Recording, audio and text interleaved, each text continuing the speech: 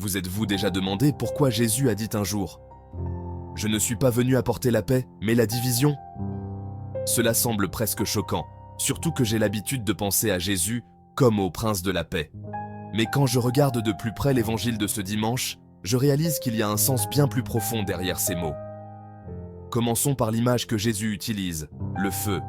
Il dit « Je suis venu apporter le feu sur la terre, et comme je voudrais qu'il soit déjà allumé. » Ce n'est pas un feu de destruction, mais un feu d'amour, de l'Esprit Saint, quelque chose qui transforme tout ce qu'il touche.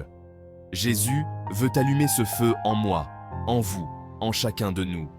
Il m'invite non seulement à regarder les flammes de loin, mais à me laisser embraser, à devenir, en quelque sorte, un flambeau vivant qui apporte lumière et chaleur partout où je vais.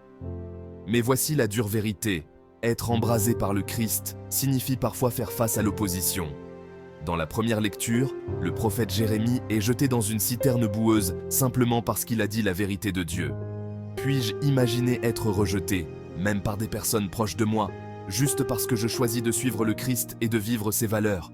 C'est exactement le genre de division dont Jésus parle. Pas une division pour le plaisir de se quereller, mais une séparation entre le bien et le mal, la vérité et le mensonge, l'amour et l'indifférence. Parfois, je suis tenté de me contenter d'une paix qui signifie simplement éviter les conflits, même si cela implique d'ignorer ce qui est juste. Mais Jésus m'appelle à quelque chose de plus grand. Une paix enracinée dans la vérité, dans la justice, dans un amour qui est prêt à faire des choix difficiles. Je pense au psaume d'aujourd'hui. « Seigneur, viens à mon aide ». La prière de Jérémie pourrait être la mienne aussi, chaque fois que défendre ma foi me semble solitaire ou difficile.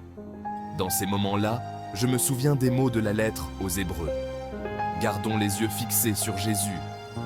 Peu importe combien de voix essaient de me tirer dans d'autres directions, je veux rester concentré sur lui, sachant qu'il marche avec moi et que l'Esprit Saint me guide.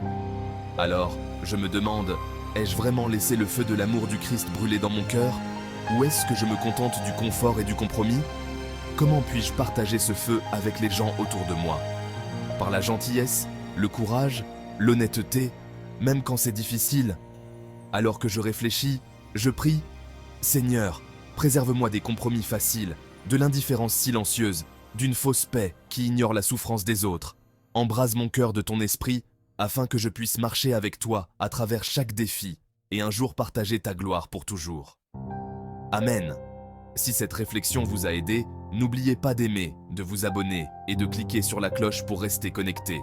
Merci d'avoir écouté. Chemin de foi.